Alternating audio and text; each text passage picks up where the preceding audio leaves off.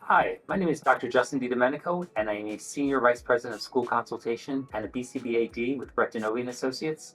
And today we'll be talking about the rules of reinforcement. So let's start with the definition of reinforcement. Reinforcement is anything immediately following a behavior that increases the likelihood that a behavior will occur again. If it ain't increasing behavior, it ain't a reinforcer. So we have to first of all make sure that when we're using a reinforcer, we're going to see some changes in that actual behavior. Now let me go through some of these rules. So the first thing about reinforcement is it varies from one person to another.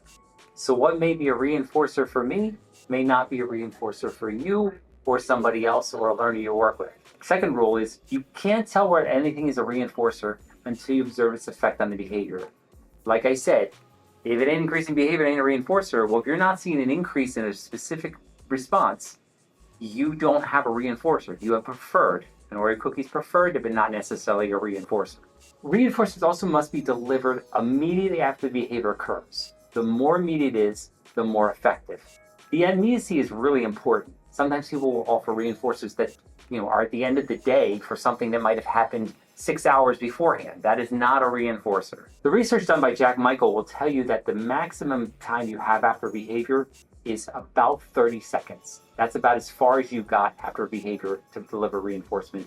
A lot of times with our early learners, young guys, we're talking more like 5 to 10 seconds, but your max is about 30. Things like paychecks, people will say they're a reinforcer, but they're 2 weeks beyond and you're not even sure which particular functional response class you're reinforcing. A paycheck is not a reinforcer.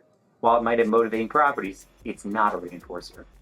Reinforcer must be contingent, meaning that I do something, I get the reinforcer. I don't do it, I don't get a reinforcer. So that contingency component is really important when you're trying to increase any particular behavior. It has to be contingent upon the response that you're looking for.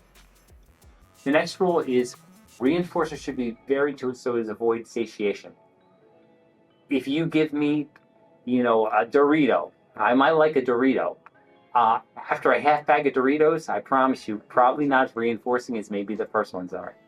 I like my Doritos like everybody else does, but satiation happens when you continually give the same reinforcer over and over again. It loses its value.